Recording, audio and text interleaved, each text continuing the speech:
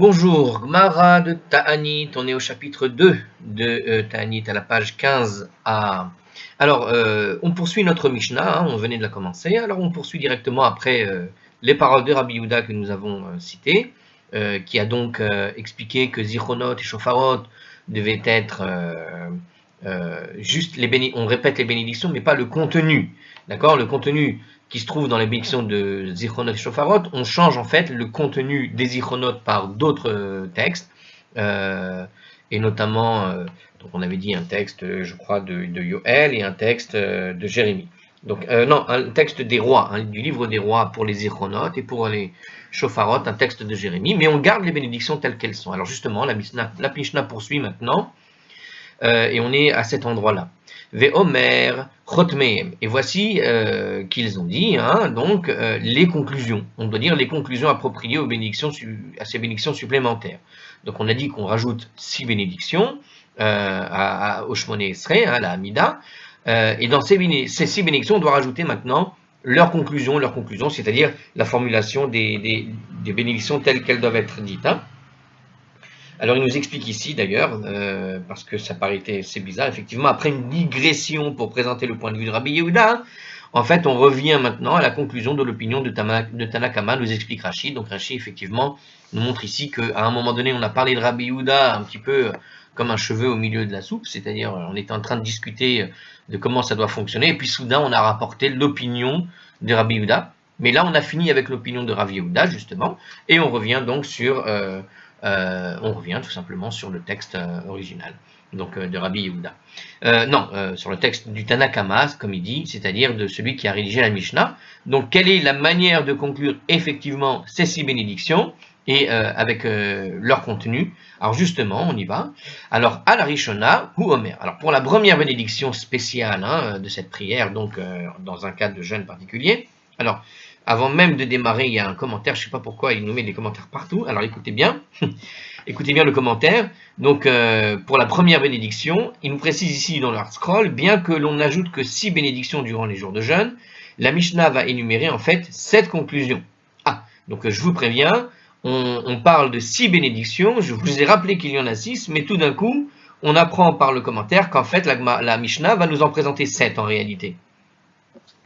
L'Agmara à la page 16b va expliquer qu'en fait la première conclusion, c'est-à-dire celle dont on va parler maintenant, concerne en fait la bénédiction de Re'ena Be'onyenu en se terminant par Goël Israël. Donc cette bénédiction qui fait partie du Shmoneh Esrei habituel est augmentée de cette conclusion particulière, c'est-à-dire qu'on va rajouter dans la bénédiction de Goël Israël quelque chose de particulier, quelque chose d'autre. Donc c'est une bénédiction qu'on a l'habitude de faire effectivement, qui est comptabilisée comme une bénédiction normale, mais en réalité, parce qu'on va lui changer un peu la conclusion, on va juste l'énumérer comme une autre conclusion nouvelle. Donc en réalité, il y a 7 conclusions qui vont être présentées, mais en réalité, il y en a 6 qui sont présentées, qui sont bien supplémentaires, mais comme celle-là, elle n'est pas supplémentaire, c'est à l'intérieur de la bénédiction qu'on rajoute quelque chose. Donc en réalité, donc celle-là, elle est habituelle, mais on a augmenté cette chose-là. Les 6 autres conclusions correspondent en fait aux 6 bénédictions additionnelles des jours de jeûne, donc on va en présenter effectivement 7, dont une qui est une que l'on fait normalement dans la Mida, avec un petit rajout, nous explique Rashi, mais les 6 bénédictions après cette première qu'on va expliquer, en réalité, sont les fameuses 6 bénédictions supplémentaires spéciales des calamités et de la sécheresse quand elle est aggravée. Alors 7 des 24 bénédictions traitent donc des besoins spécifiques en fait du jour de jeûne en réalité, sur l'ensemble en tout cas des bénédictions que l'on doit faire, des 24 ou des 25 si vous avez suivi la vidéo d'avant. Il y en a 7 qui va effectivement être consacrées à la situation de catastrophe et la raison pour laquelle on doit les rajouter. La formule d'introduction nous explique encore le Hartscroll ici. Alors tout ça, ce que je viens de vous dire, c'était au nom de Rashi, dans le Hartscroll. Alors il continue quand même le Hartscroll, il dit « La formule d'introduction de chacune de ces bénédictions est Misherana, celui qui répondit à ». C'est-à-dire que toutes les bénédictions qui sont rajoutées vont être démarrées de manière systématique, en fait, apparemment. Misherana, celui qui répondit à qui? Alors justement, à l'un des justes de l'histoire juive. C'est-à-dire que toutes les fois où un grand rabbin ou un grand personnage de l'histoire juive, un prophète ou je ne sais qui d'autre, un roi, peu importe, va parler à Dieu, eh bien Dieu va lui répondre. Donc, Mi Sherana, celui qui a exaucé en quelque sorte tel prophète, tel juste, tel personnage de l'histoire juive, Yarane Etrem, lui vous répondra, nous dit le texte, c'est-à-dire que la formulation habituelle, c'est-à-dire Hu Yarane Etrem. Donc, celui qui a répondu, lui vous répondra. Le même qui a répondu à tel juste, et on va citer justement la différence entre les bénédictions, va être justement de citer peut-être un juste par rapport à un autre, eh bien, mais de manière générale, chaque bénédiction démarre par celui qui a répondu à tel ou tel, eh bien, lui vous répondra. Hein, c'est ce que nous explique ici la suite. On mentionne en fait les noms des personnes vertueuses afin que Dieu nous réponde favorablement, eu égard à leur mérite. Donc on va rappeler tout simplement le mérite en quelque sorte, et comment Dieu a répondu à tel juste, tel personnage de la Bible, et on termine par, eh bien, Dieu nous répondra à nous aussi de cette manière-là, qu'il nous réponde de la même façon, etc. Donc on se sert en fait du mérite de ceux que l'on va citer, pour que ce mérite retombe sur nous, et qu'il puisse nous exaucer, nous aussi, en notre faveur. Donc c'est comme ça que se fabriquent finalement les bénédictions ici. Alors on y va, bon, alors on démarre. Donc je répète, alors quelle est la première conclusion? Donc on a expliqué, cette première bénédiction est en réalité une reprise, mais il dit comme ça, il dit en conclusion, Mi She'ana et Abraham Ber Moria, celui qui répondit à Abraham au mont Moria. Hu Ya'ane etrem veishma bekol sarakatrem ayom hazeh. Lui vous répondra, écoutera le son de votre plainte aujourd'hui. Baruch atah Hashem Goel Israël, béni sois-tu Hashem, le libérateur d'Israël. Donc on voit en fait, Baruch atah Hashem Goel Israël, c'est une bénédiction qu'on fait de tous les jours, 3 fois par jour. Donc elle n'est pas, la conclusion pour le coup est la même que celle qu'on fait tous les jours. Par contre, on a rajouté effectivement une formulation qui va rappeler effectivement le mérite d'Abraham et combien Dieu a répondu à Abraham quand il en a eu besoin. Eh bien, de la même manière, il doit nous répondre, il doit nous libérer de la même façon. Alors, il nous explique encore ici, pour aller dans le détail, on considère que Dieu a répondu favorablement à Abraham lorsque Yitzhak a été épargné sur le mont Moria. C'est-à-dire qu'au moment de la Hakeda d'Yitzhak, Dieu a épargné Yitzhak, Dieu a demandé qu'on sacrifie Yitzhak, que Abraham sacrifie Yitzhak. Et voilà que Dieu, au fond, lorsqu'il va épargner Yitzhak, quelque part, il va en réalité répondre à une prière que Abraham a fait, à savoir de changer d'avis en quelque sorte. Alors, en réalité, nous explique Hartzroll d'ailleurs, parce que c'est un petit peu bizarre, regardez, bien qu'Abraham n'ait pas demandé qu'Yitzhak soit épargné, au fond, Dieu considéra favorablement la situation dans laquelle il se trouvait. C'est-à-dire que Abraham n'a pas demandé, mais Dieu a quand même répondu à ce qu'il n'a pas demandé, car quelque part, c'est limite évident que Abraham n'avait pas réellement envie de le faire, mais il le fait par souci de l'alliance qu'il passe justement avec Dieu. Dieu demande, alors il obéit. Alors, donc on le perçoit comme ça, et d'une certaine manière, on rappelle ce mérite qu'au fond Abraham a eu, et quelque part que Dieu a finalement répondu à Abraham, même sans qu'il l'ait demandé. Ce qui est intéressant comme bénédiction, c'est vraiment... c'est très profond en réalité, c'est-à-dire que la manière de concevoir la chose, c'est de dire qu'au fond, même si nous ne te demandons pas la chose, exauce-nous. Tu vois, il y a une profondeur où au fond on demande à Dieu quelque part de ne pas attendre au fond notre bénédiction, notre comment dirais-je, notre accord pour nous aider. Observe notre situation, et de cette situation que tu observes par toi-même, décide au fond de nous sauver de la situation. Alors il y a une autre explication malgré tout. Alors ici, c'est l'explication qui prend en compte l'idée que Abraham, au fond, n'a pas vraiment demandé, mais qu'il a quand même été exaucé. Mais il y a une autre explication. Regardez ce qu'il dit Hartzroll. En chemin vers la Hakeda, Abraham avait déclaré comme ça avec assurance Elohim yir Elo aseh le'olam. À savoir qu'il a dit comme ça, si vous regardez le texte, il y a écrit là-bas, Dieu pourvoira lui-même l'agneau pour le sacrifice. Et quelque part, qu'est-ce qui va se passer? Dieu va répondre à Abraham à la fin, puisqu'est-ce qui va Vaïssa Abraham eternav, Vaïar, Veineaï. Et voilà que Abraham leva les yeux, et il a vu, et voici qu'il y avait un bélier.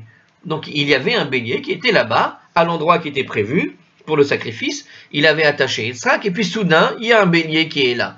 Donc quand Abraham avait déclaré, au fond, dès le départ, avant même que commence l'histoire de la Hakeda, quand Yitzhak lui a demandé, mais où est-ce que est l'agneau quelque part pour faire le sacrifice, Abraham lui a répondu, il a dit, Dieu va nous pourvoir cet agneau.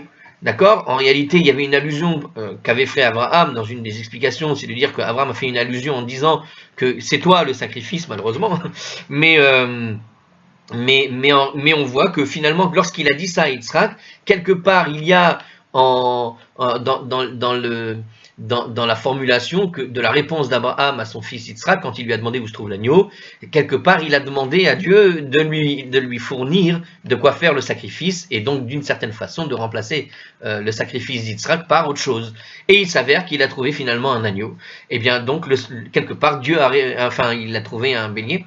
Donc quelque part, Dieu a répondu finalement à ce sacrifice. Vous avez compris l'idée? Donc il y a eu quelque part une allusion déjà faite. Abraham a parlé et il a été exaucé juste quand il a parlé à Yitzhak. Voilà, donc c'est une première. Alors on explique, donc cette première bénédiction, on vient de le voir, elle se termine par, en fait, de manière tout à fait normale, à savoir que Dieu est le libérateur d'Israël. C'est une bénédiction qu'on fait tous les jours. Alors il y a écrit ici dans la suite, certes c'est Yitzhak qui a été sauvé puisqu'il est l'ancêtre de tout Israël. C'est comme si tout le peuple finalement d'Israël avait été racheté au mont Moria, et c'est pour ça qu'on finit par libérateur d'Israël. Comment il a été libéré d'Israël? Pourquoi libérateur d'Israël? Eh bien parce que Yitzhak est le père tout simplement de Yaakov, Yaakov qui est Israël. Donc quelque part, tout Israël a été sauvé ce jour-là au moment de la Hakeda d'Yitzhak. Eh bien au moment de la Hakeda d'Yitzhak, par le fait de sauver simplement Yitzhak, qui peut être tout seul, mais en réalité il va tout seul, parce qu'il est le père de toute la nation d'Israël qui va naître plus tard. Après cette histoire-là. Alors ça voilà, ça c'est ce que nous raconte le Yerushalmi, cité par le Ran. Bon, alors on continue, et puis pause sécurité. Voilà. Alors, Al-Hashniya ou Omer. Pour la deuxième bénédiction, celle des Zichronot, alors justement, attention, lorsqu'il cite ici la deuxième bénédiction dans la Mishnah, comme on l'a expliqué dans le commentaire précédent, dans le commentaire, c'est qu'en fait, on va en citer 7 en tout, alors qu'il y en a 6 supplémentaires. Donc ici, c'est la première bénédiction des supplémentaires, mais en réalité, la Mishnah l'appelle la deuxième, puisque la Mishnah a expliqué au niveau de la première bénédiction, une bénédiction qu'on fait tous les jours, ce qu'on doit rajouter dans cette bénédiction. Voilà, j'espère que c'est bien clair. Alors, sur la deuxième, nous dit la Mishnah. Pour la deuxième bénédiction, celle des Zichronot, donc c'est ce que nous dit finalement, ce que je viens de vous expliquer, c'est ce que nous dit le commentaire de Hardscroll.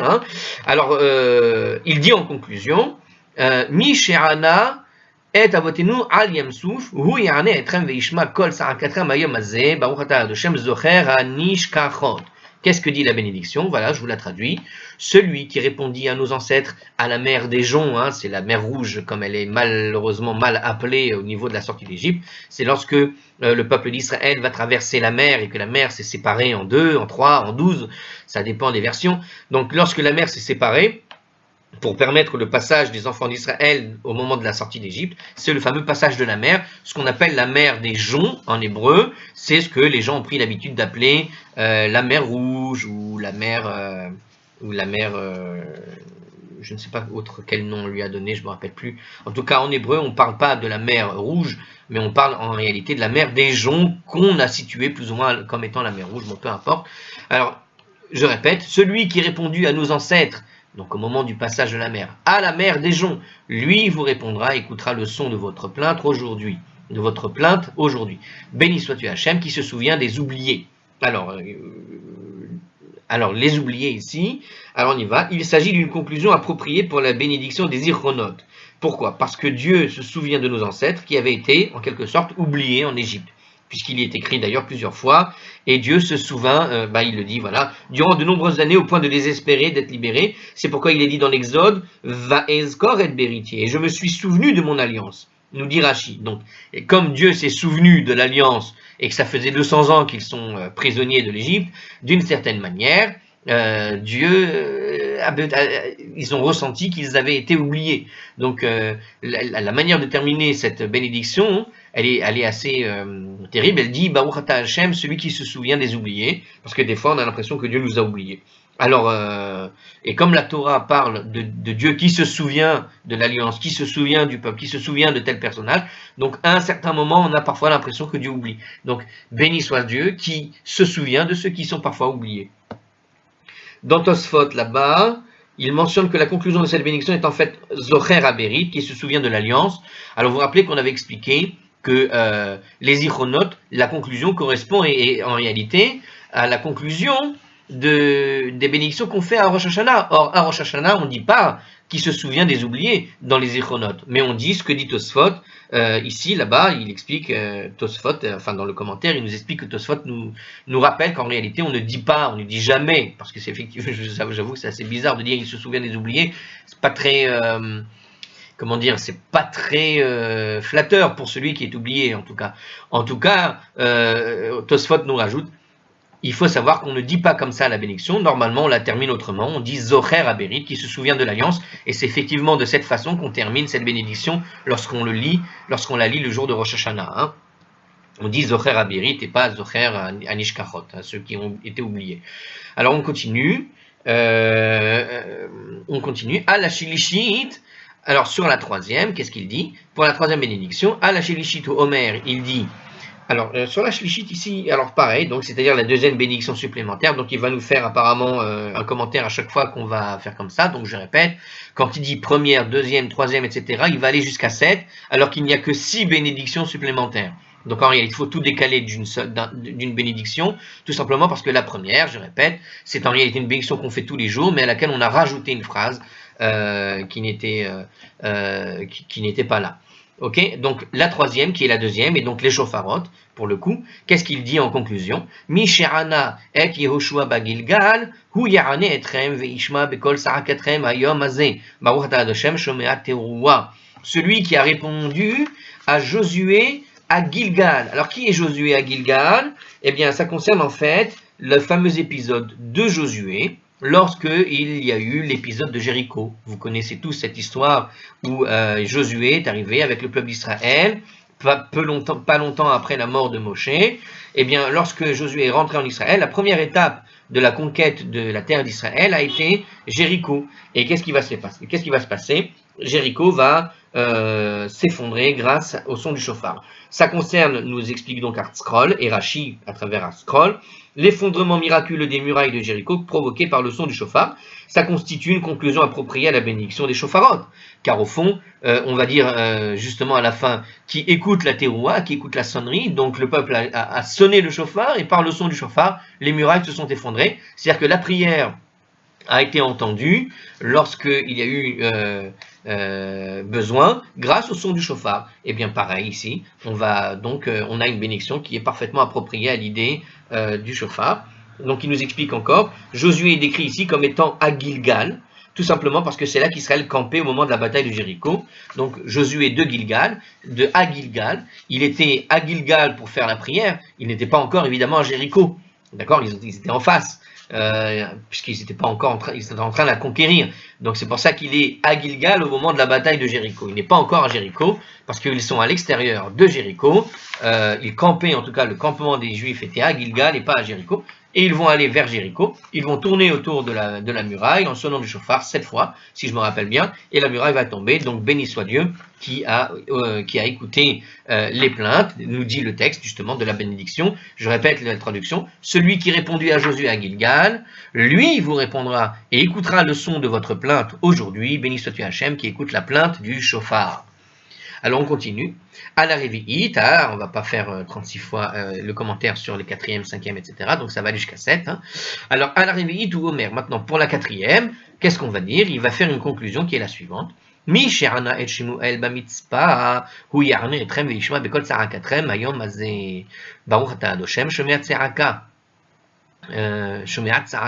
Alors, qu'est-ce qui s'est passé? Celui qui répondit à Samuel à Mitzpah, lui vous répondra et écoutera le son de votre plainte aujourd'hui. Béni soit Hachem qui écoute le cri de quoi nous dit explique Artscroll, le cri de la plainte. Alors, qu'est-ce qui s'est passé? Quelle est l'histoire ici, en l'occurrence, du prophète Samuel? Alors, qu'est-ce qui s'est passé à Mitzpah? Samuel implora Dieu de sauver Israël de l'attaque des Philistins, et Dieu a répondu à sa prière, comme il est dit dans le livre de Samuel 1, au chapitre 7, le verset 9, Samuel implora, et Hachem lui répondit. Donc voilà que Samuel a donc imploré, il a crié vers Dieu pour le sauvetage du peuple d'Israël contre les Philistins, et il a été entendu. C'est une conclusion appropriée au psaume 120 qui commence par « À Hachem dans ma détresse, je me suis adressé, il m'a répondu ». Donc en fait, a priori, la bénédiction ici nous explique ArtScroll, du coup, c'est qu'elle commence par le psaume 120, puis on termine à la fin par cette conclusion-là. Je rappelle qu'à chaque fois, on va lire effectivement des psaumes et on va terminer par ces conclusions particulières. Donc ici, on a un psaume, le psaume 120 en l'occurrence, et à la fin, on termine par cette évocation de Samuel, et par son mérite, que nos cris nous-mêmes puissent être entendus par Dieu, dans les cas de détresse et de calamité. Je rappelle, ce sont les bénédictions des calamités. On continue. Alachamishitu Omer.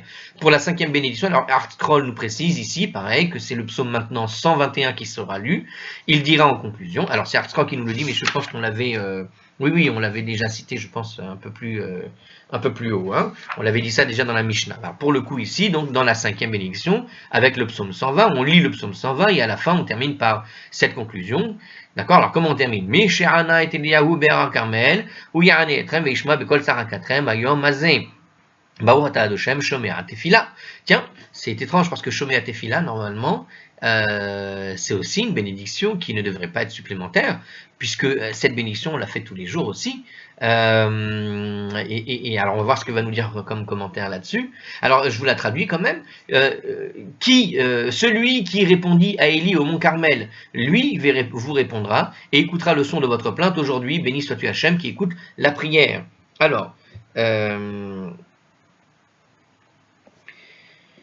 Alors, lorsqu'Élie se tint au mont Carmel et affronta les prophètes de Baal, il démontra qu'Hachem était le vrai Dieu, en plaçant un sacrifice sur un autel sans y mettre le feu et en demandant qu'un feu descende du ciel pour le consumer. Et ainsi Dieu va exaucer sa prière. Alors justement, on a vu voilà un étrange épisode. Il s'agit donc d'une conclusion appropriée au psaume 121 qui commence comment? Essa Einai El Yarim, j'élève mes yeux vers les montagnes, d'où viendra mon aide. D'accord? Et justement, alors quelle est la conclusion? La bénédiction de la bénédiction, on dit Shomea Tefila, qui fait allusion à la prière de Élie, tout simplement. Aneni, réponds-moi, ce terme fait allusion à la prière de la supplication. Bon, alors je suis pas très content de comment ils ont expliqué derrière à la fin de cette bénédiction de conclusion, parce que cette bénédiction de conclusion ne répond pas à ma question que j'ai posée, tout simplement qu'il me semble qu'on fait déjà Shomea Tefila, qui attache Shomea Tefila de Kopé, de Shomea Tefila, c'est ça, bon, alors je sais pas, il y a une bénédiction de conclusion qu'on dit tous les jours, c'est peut-être celle-là qu'on a rajoutée comme étant la 19e, allez savoir. Mais ça m'étonnerait parce que on continue d'en calculer sinon 25, comme on a expliqué dans un commentaire dans la vidéo d'avant, pour ceux qui ont bien suivi. Bon, alors j'ai pas la réponse à la question que je me suis posée, on la posera à quelqu'un quand on aura l'occasion. Alors, à la chichite sur la 6e, alors pour la 6e, qu'est-ce qu'on doit dire? On doit dire le psaume 130, nous explique le ArtScroll. À la chichite ou Omer. Alors qu'est-ce qu'il dit en conclusion? Mi she'ana et Yona, mi me'e hadaga, hu ya'ane etrem ve'ishma bekol sarakatrem ayom mazeh, ba'uchata de Shem arone be'et tsara. Celui qui répondit à Jonas depuis les entrailles du poisson, lui vous répondra et écoutera le son de votre plainte. Aujourd'hui, béni sois-tu qui écoute en temps de détresse.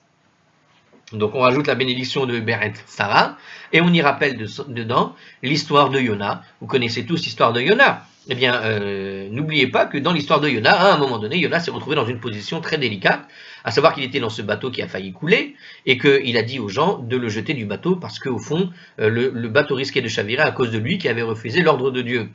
Et donc il est tombé, ils l'ont sorti du bateau, ils l'ont jeté comme il a demandé dans la mer, et voilà qu'un gros poisson va l'avaler. Et cet énorme poisson, il se trouve à l'intérieur de ce poisson pendant 3 jours, et à un moment donné, il n'en peut plus. Et donc il est dans un moment de détresse. Jonas, qui tentait de se dérober, alors je lis le commentaire de ArtScroll pour voir dans ces termes ce qu'ils disent. Jonas, qui tentait de se dérober à l'ordre de Dieu d'aller prophétiser au peuple de Ninive, fut avalé par un grand poisson. Il implora Dieu de le délivrer des entrailles du poisson, et alors il fut exaucé, tout simplement. Voilà. Alors c'est une conclusion appropriée au texte du psaume 130. Qu'est-ce que dit le psaume 130? Le psaume 130, dit Mima'amerkim keraticha Adoshem, depuis les profondeurs je t'ai appelé Hachem. Donc c'est le fameux psaume qu'on a cité aussi pour expliquer pourquoi le Chazan le Shaliach Tzibour était à l'intérieur de la synagogue, dans l'endroit le plus profond de la synagogue, eh bien ça vient de là justement pour répondre à cette idée. Eh bien justement, la conclusion de la bénédiction fait allusion tout simplement à la prière de Jonas elle-même. Karati mitzara li el adoshem vayaraneni. J'ai appelé Hachem dans ma détresse et il m'a répondu. C'est ce que nous explique Rashi. Donc c'est tout simplement une allusion à la prière directe de Jonas. Et donc ça colle bien, quoi. Alors on continue. Pour la septième, maintenant, en fait c'est la dernière, à la Shevi'it ou Omer, pour la septième bénédiction qui va commencer par le psaume 102, nous explique le Hard-Scroll, il dit en conclusion, Mi Sherana et David ve'et Shelomo beno birushalayim, hu ya'ane etrem ve'ishma bekol sarakatrem ayom hazeh baruch ata Adoshem ha'merachem ala haaretz. Eh bien, qu'est-ce que nous dit cette bénédiction en traduction? Celui qui répondit à David et à son fils Salomon, donc on prend le mérite à la fois de David et de Salomon ici, à Jérusalem, lui vous répondra et écoutera le son de votre plainte aujourd'hui, béni sois-tu Hachem, qui a la compassion pour la terre. Donc en fait, alors en explication, alors ça fait référence à quoi en particulier, alors Dieu a répondu à David et à son fils Salomon, mais alors il a répondu très souvent en réalité. Donc est-ce qu'il y a ici une allusion précise, puisqu'il parle ici qu'il y a de la compassion pour la terre. La conclusion finale, c'est de dire qu'il y a de la compassion pour la terre. Alors, de quoi il parle? Ceci fait référence à la réponse favorable de Dieu à David lorsqu'il a demandé à être délivré d'une famine elle-même. Donc, dans le livre de Samuel 2, au chapitre 21, il y avait une famine et David lui-même a prié Dieu pour la libération de cette famine. Donc, on est en fait dans une bénédiction qui, a priori, fait référence véritablement au sujet, j'ai envie de dire, de la raison pour laquelle on a rajouté ces bénédictions, c'est-à-dire la famine, la sécheresse qui semble préparer le terrain à une famine. Donc voilà une prière complètement appropriée. Et aussi à toutes les prières de Salomon lorsqu'il a inauguré le temple. Donc c'est un petit peu melting pot ici. Donc c'est à la fois la bénédiction de David, en particulier celle qui a permis de résoudre un problème de famine, et c'est aussi par rapport aux prières de Salomon lorsqu'il a inauguré le temple. D'accord? Il nous explique ici, dans le livre des Rois 1, au chapitre 8, et il nous explique que Salomon pria particulièrement pour qu'en cas de sécheresse ou de famine dans le pays, Dieu réponde aux prières de son peuple pour obtenir la subsistance au verset 35 et 37. Donc on voit ici qu'effectivement, parmi les prières d'inauguration du temple, lorsque le temple a été inauguré de Salomon, eh bien il y a une prière en particulier sur les problèmes de sécheresse.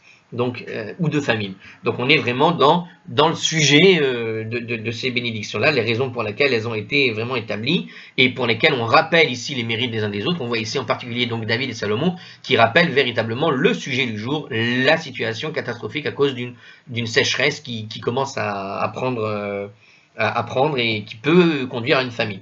Donc c'est une conclusion appropriée au texte du psaume 102. Pourquoi? Parce que le psaume 102 dit comme ça, Tefila l'erani ki yaratov, prière pour l'indigent lorsqu'il défaille l'indigent, pourquoi il défaille l'indigent? C'est en raison, nous dit Hard-Scroll, de la sécheresse. Donc c'est un psaume qui a été rédigé en particulier à cause de la sécheresse, donc c'est une conclusion adaptée. La conclusion de la bénédiction fait aussi allusion en fait à David et Salomon qui ont prié en faveur de la terre d'Israël, tout simplement, nous dit Rashi. Donc Rashi cite plusieurs fois des passages où en fait David et Salomon sont dans l'idée de prier pour la terre elle-même, et à plusieurs reprises ils ont prié dans cet état d'esprit-là. Alors, il nous explique encore une fois à la fin. Alors, un Mishnah rapporte un fait. Il y a eu un fait, donc on va raconter une histoire ici. Dans la Mishnah elle-même, il y a une histoire. Et cette histoire va être un peu plus détaillée un peu plus tard, d'accord, dans la Gemara de la page 16b. Donc, dans la page 16b, lorsqu'on va expliciter notre Mishnah entière, il va y avoir à un moment donné un rappel de cette Mishnah, de ce passage qu'on va lire tout de suite, de cette histoire, et on va l'expliciter encore mieux que ce que va nous dire la Mishnah. Alors, pause sécurité. Alors, on démarre à la page 15b maintenant.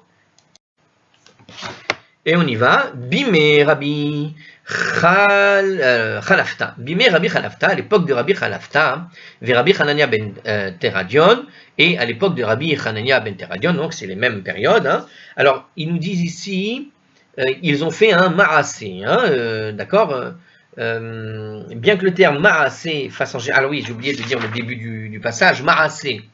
Ma'asé, ça veut dire que c'est une action.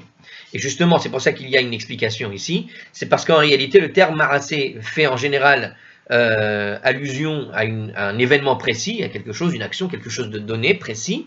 Mais en réalité, ici, il fait référence à une coutume qui est instituée par Rabbi Alafta et Rabbi Hanina ben Teradion.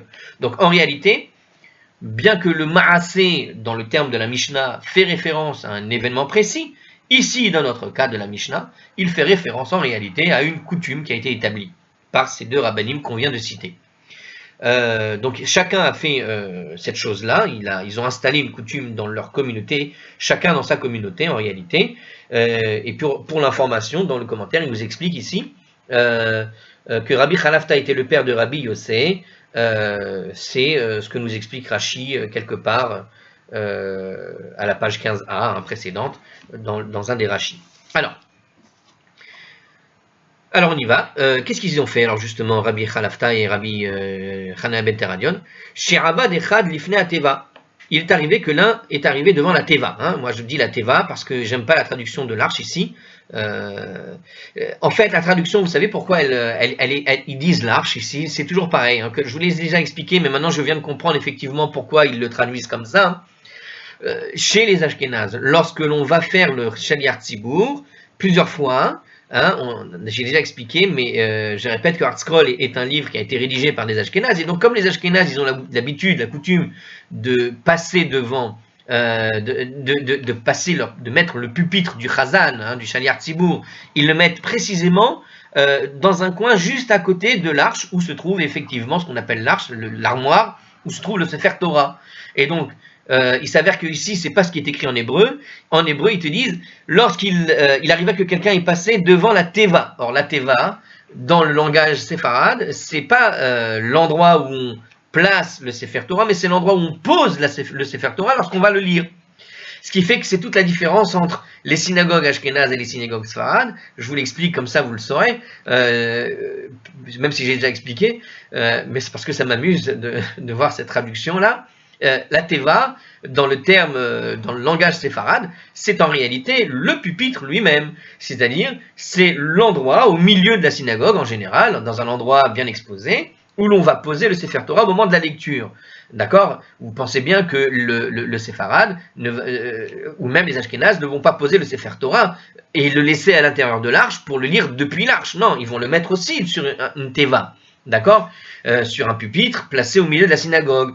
Mais dans le langage du Talmud, apparemment, les Ashkénazes vont traduire la teva comme étant l'arche elle-même, ce qui explique pourquoi ils disent ici, comme il y a écrit dans la Mishnah, She'avad echad lifnei teva, lorsque l'un est arrivé devant l'arche pour faire la prière, justement. Pourquoi il va aller devant l'arche pour faire la prière? Mais quand tu vas devant la teva dans les Sfarades, tu vas tout simplement à l'endroit où tu poses le Sefer Torah, c'est-à-dire que tu vas aller faire la prière devant l'endroit où tu poses le Sefer Torah, c'est-à-dire au milieu de la synagogue, sur le pupitre, alors que dans le langage ashkénaze, tu dois aller devant l'arche, c'est-à-dire tu dois passer devant l'armoire où se trouve le Sefer Torah, et donc te mettre dans un coin. C'est ce qui explique la différence dans l'un et l'autre. Donc du coup, eux, dans cette Gemara, ils insistent pour le traduire Teva par arche, parce que sinon, ça voudrait dire qu'ils passent devant l'arche, ça voudrait dire, quand ils vont à la Teva, ça ne colle plus, la manière de faire la prière.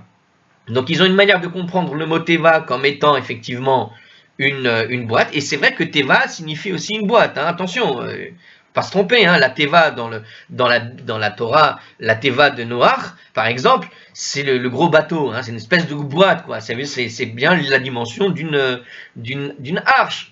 D'accord? Donc effectivement, c'est comme ça qu'on traduit, d'ailleurs l'arche de Noé, c'est bien une teva, l'arche, c'est la bonne traduction. Mais c'est vrai que vous avez deux visions ici pour comprendre qu'est-ce que ça veut dire passer devant l'arche. Voilà, alors vous avez la vision ashkénaze qui explique comme ça, je crois que c'est ça la différence, ou alors ce que je viens de vous expliquer d'ailleurs, qui est venu tout seul, effectivement, Teva, c'est l'arche de Noé, c'est une arche, mais une arche c'est un bateau, c'est pas une boîte. Bon, alors je ne sais pas comment vous expliquer les différences, plus que cela. Alors en tout cas ici on voit quoi? On voit que quelqu'un est passé donc devant l'arche, on continue dans le langage de la Gemara ici, de Hard-Scroll. Alors, She'avad echad, donc qu'est-ce qui s'est passé avec Rabbi Khalafta et Rabbi Hanina ben Teradion? Alors, echad lifnei teva, donc un, il est passé devant l'arche, donc pour faire la prière tout simplement, et c'était le jour de jeûne. Vegamar et Taberacha Kula. Et alors, il a achevé toute la bénédiction. Velo anu acharav amen. Et voilà que les membres de la communauté n'ont pas répondu derrière amen. Mais ils ont répondu quoi? Baruch Shem Kevod Malchuto Le'olam Va'ed nous explique le Hard Scroll. Alors, on va expliquer ici pourquoi il nous explique ça, le Hard Scroll. D'où ils savent. Pourquoi alors ils n'ont pas répondu amen, ils ont répondu autre chose. Et c'est Hard Scroll qui nous explique ici, Baruch Shem Kevod Malchuto, probablement qu'on va le dire dans la suite. Alors on va le voir. Lorsque le Shaliach Tzibur acheva la première des bénédictions le jour de jeûne, c'était la bénédiction allongée de Goël Israël, le libérateur d'Israël, donc cette première bénédiction qui a été citée dans la suite qu'on vient de donner de la Mishnah, eh bien, qu'est-ce qui s'est passé? La communauté, donc, n'a pas répondu amen, le traditionnel, mais elle a dit à la place, Baruch Shem Kevod Malchuto Elolam Va'ed. Béni soit le nom de la gloire de son royaume pour l'éternité, qui constitue la réponse généralement utilisée dans le temple à la place de Amen. Voilà la réponse ici. Donc on apprend une chose importante, ce terme de Baruch Shem Kevod Malchuto Elolam Va'ed, c'était la réponse qu'on donnait au temple. On ne disait pas Amen, on disait cette phrase. Ah ben dis donc, il était temps que je le sache. Alors continuons. Tikrou a Kohen veteka'u. Eh bien, il continue comme ça la Mishnah. Alors, donc l'assistant de la synagogue, hein, celui qui sonnait le shofar, sonnait la tekiya Kohanim, sonnait la tekiya. Donc quelqu'un parlait et disait sonnez maintenant les Kohen la tekiya, sonnez. Voilà. Alors, qu'est-ce qu'il nous dit ici? Le gras supprime le préfixe vav du mot vetikaru et le rend ainsi conforme au texte des Mishnayot et des Berachot cités à la page 16b. Alors, il s'avère qu'à la page 16b, on va citer des Braithot, on va citer des Mishnayot, et il y a un vav en trop. Et donc le vav, si vous le voyez ici, je ne sais pas dans quelle version vous lisez la Gemara, mais théoriquement il est entre parenthèses à cause de ce problème-là. C'est-à-dire qu'à un moment donné, dans la suite, lorsqu'on va étudier la Gemara en détail et qu'on va rappeler les morceaux de la Mishnah, il va savoir que ce vav n'y est plus. Donc il y a des rabbanim qui ont supprimé dans leur Mishnah le vav tout simplement. Donc il y a ici on l'a laissé pour qu'il y ait voilà. Alors pourquoi il nous explique ça? Tout simplement pour nous expliquer aussi que la traduction qu'on va vous donner ici, c'est tout simplement une traduction conforme au fait qu'on ait enlevé ce vav. Donc sonner la tekiya Kohanim, sonner la tekiya. Alors on peut se dire c'est pas très important, un petit et comme ça qui vient par là, mais on a vu plusieurs fois dans la Gemara et dans la Torah que le simple et peut déboucher sur une halakha. Donc c'est pour ça que souvent vous avez des commentateurs ici dans la Mishnah, dans Braïta et compagnie partout, dans la Gemara, dans la Mishnah partout, qui vont vous expliquer pourquoi ce vav il est problématique, il est mis entre parenthèses, etc. Tout simplement parce que un simple vav peut aboutir à une halakha différente dans une communauté ou une autre. Voilà, c'est la raison. Alors on continue ici. Oui, j'étais là. Alors, il y a un deuxième commentaire, pardon. Alors, c'est pour ça. Alors, je répète, sonner la tekiya, Kohanim, sonner la tekiya. Selon certaines opinions, on sonnait une seule tekiya. Ça, c'est ce que disait le Ritva. Pour d'autres, on sonnait en fait deux tekiyot séparées par une teroua. Ça, c'est Rambam qui nous explique ça. Donc, deux tekiyas avec une teroua au milieu. Pour Rashi, qui semble interpréter la Mishnah comme le Rambam, bien que oui, parce qu'il dit sonner Kohanim, sonner. Donc, vous avez une sonnerie au début, une sonnerie à la fin. Donc on peut voir l'idée qu'il y a une sonnerie au début, au milieu quelque chose, une sonnerie à la fin. Donc, donc les tekiyas sont entourés de quelque chose. Et c'est comme ça qu'il interprète l'idée, pour Rambam en tout cas, qu'on sonne deux tekiyot séparés par la teroua. Rashi semble interpréter exactement de la même manière que le Rambam. Donc Rambam c'est plutôt inspiré de Rashi, j'ai envie de dire, puisque Rashi est avant Rambam, il me semble. Bien que la sonnerie du shofar des jours de jeûne ne fut pas réservée aux Kohanim, Rabbi Chanafta et Rabbi Hanina ben Teradion instituèrent cette coutume d'augmenter l'analogie entre le rituel des jours de jeûne et le service du temple. Et c'est qui sonnait au temple? C'était le Kohen qui devait sonner le shofar. Donc d'une certaine manière, la coutume ici dont on parle, c'est de sonner le shofar non pas par le professionnel qui sait sonner le shofar, mais en particulier de choisir quelqu'un qui soit Kohen, pour faire le mimétisme en quelque sorte avec ce qui se passait dans le temple. Donc voilà tout l'essentiel de la chose. Et il terminait comment, évidemment? Donc la même chose qu'on avait expliqué dans la bénédiction précédente, qui dit la chose suivante: celui qui répondit à notre père Abraham au mont Moria, lui vous répondra et écoutera le son de votre plainte aujourd'hui. Alors, deux commentaires là-dessus. Pour Rashi, à la page 16b, il déclare que ceci aussi était dit par l'assistante de la synagogue. Pour d'autres opinions, c'est le Shaliach Tzibour, le ministre officiel, qui faisait cette déclaration. Donc en fait, soit c'est celui qui a sonné le chauffard qui récitait la bénédiction, apparemment, hein, ou un troisième personnage, soit c'est le Shaliach Tzibour lui-même dans sa prière. Ici, il nous dit, en réalité, voilà, attention, c'est une répétition ici qu'on doit faire au moment du chauffard, donc c'est une coutume qui avait été instituée, mais dans laquelle on va faire une répétition de la première bénédiction qu'on avait établie. Ah, attendez, non, c'est pas tout à fait. Oui, c'est ça. C'est une répétition du début. Il s'agit d'une répétition du passage qui est inséré le jour de jeûne, immédiatement avant la conclusion de la première des bénédictions qu'on a citées, c'est-à-dire celle qui disait Goël Israël. Hein. La raison de cette répétition va être expliquée plus bas, à la page 16b. Donc tout ça, ça va être en fait augmenté, réexpliqué. Mais retenez, parce que d'expérience, je sais que quand ArtScroll fait un tas de commentaires ici, elle ne le refera pas forcément toute la page 16b hein, derrière. Alors il nous explique encore, bien que l'ordre dans la Mishnah puisse laisser penser que l'on sonnait le chauffard avant de dire ceci, la sonnerie avait été en fait lieu après la récitation. L'injonction préalable faite au Kohanim visait donc à ce qu'ils se tiennent prêts à sonner le chauffard immédiatement après la récitation. Donc on récitait et ils devaient sonner juste après. Après la bénédiction suivante, le jour de jeûne, l'assistant annonça Hariyu bene Aaron Hariyu. Donc une fois qu'on a fini tout ça et qu'ils ont sonné chauffard, il devait bene Aaron, fils de Aaron, sonner fils de Aaron. Donc sonner la teroua. Alors Hariyu, ça veut dire sonner, mais on entend le mot Hariyu. Hariyu fait référence à la dite de teroua. Donc on a vu qu'il fallait sonner une tekiya et maintenant on voit une teroua. Eh bien c'est pour ça qu'il dit ici teroua bene Aaron teroua, hein, Hariyu bene Aaron Hariyu, sonner la teroua fils de Aaron, sonner la teroua. Alors selon le Rambam justement, ça signifie que la sonnerie comprenait en fait teroua, tekiya, teroua. Pour le Ritva, elle ne consistait qu'en une simple teroua, c'était juste une teroua qu'il fallait rajouter à la fin. Alors, comme le Rambam, rappelez-vous, il avait interprété tout à l'heure le fait de dire tekiya, sonner tekiya, sonner la tekiya, Kohanim, sonner la tekiya, ça voulait dire que tu faisais une tekiya, au milieu une teroua et à la fin une tekiya. Du coup, pour le Rambam, il suit sa logique en disant, puisqu'on voit ici qu'il faut faire une teroua, il dit sonner la teroua, Kohanim, Bene Aaron, fils de Aaron, sonner la teroua, donc il suit la même logique et il pense qu'il faut faire donc, cette fois-ci, une sorte d'ordre inversé. On sonne une teroua, puis une tekiya, et on finit par une teroua. D'accord? Mais pour le Ritva, on ne sonne que la teroua, tout simplement. Donc, il fait le même raisonnement, chacun suit son raisonnement. Dans un cas, il disait c'est qu'une seule tekiya, et de la même manière, il va réfléchir le deuxième rabbin ici, en disant on ne sonne qu'une teroua, tout simplement. Il suit chacun leur logique. Donc l'injonction préalable faite au Kohanim visait à ce qu'ils se tiennent prêts tout simplement à sonner le chauffard. Il ne s'agit pas effectivement de la faire deux fois, etc. Alors ça dépend. Donc pour le Ritva, c'est une simple teroua. Alors voilà, tout simplement. C'est la même logique qu'on a appliquée au passage précédent dont on a expliqué déjà. Alors, Misha'ana et avotenu al yamsouf, hu ya'ane etrem veishma bekol tzaraketrem ayamazé. Il va dire ensuite, celui qui répondit à nos ancêtres de la mer des gens, lui, vous répondra, écoutera le son de plainte aujourd'hui. Donc c'est c'est la répétition du texte qu'on avait mis dans la bénédiction, d'accord? Il nous dit ici, le Bach ajoute la déclaration suivante au texte de la Mishnah. Beracha ou Beracha, il en est ainsi pour chaque bénédiction, c'est-à-dire qu'en fait, on va avoir une sorte de, en réalité, pour le Bach, hein, un des commentateurs, il dit que tout cela, en fait, va être de la même manière, tout ça va être poursuivi de la même façon pour chacune des bénédictions qu'on a récitées dans la répétition de la Hamida. On reprend chaque phrase et on va sonner à et on répète en fait, en quelque sorte, chacun des conclusions sans la bénédiction elle-même.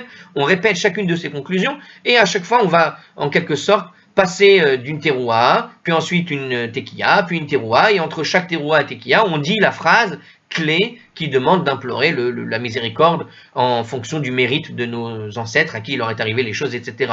Donc on répète finalement ce qu'on avait dit dans la répétition, et le Bach ici, parce que la Mishnah n'en cite que deux, mais en réalité, il nous dit le Bach qu'en fait, ils ont fait cette coutume-là, et cette Mishnah veut nous présenter cette coutume comme étant une sorte de début pour que toi-même tu conclues qu'il continue comme ça pour toutes les bénédictions, il rappelle tout ce qui a été, il répète en fait tout ce qui avait été inséré dans la Hamida, on les répète sans faire le Baruch Ata Hashem, on répète, mais à la place du Baruch Ata Hashem, on va sonner le shofar d'une certaine manière ou d'une autre selon qu'on fait une fois l'un, une fois l'autre.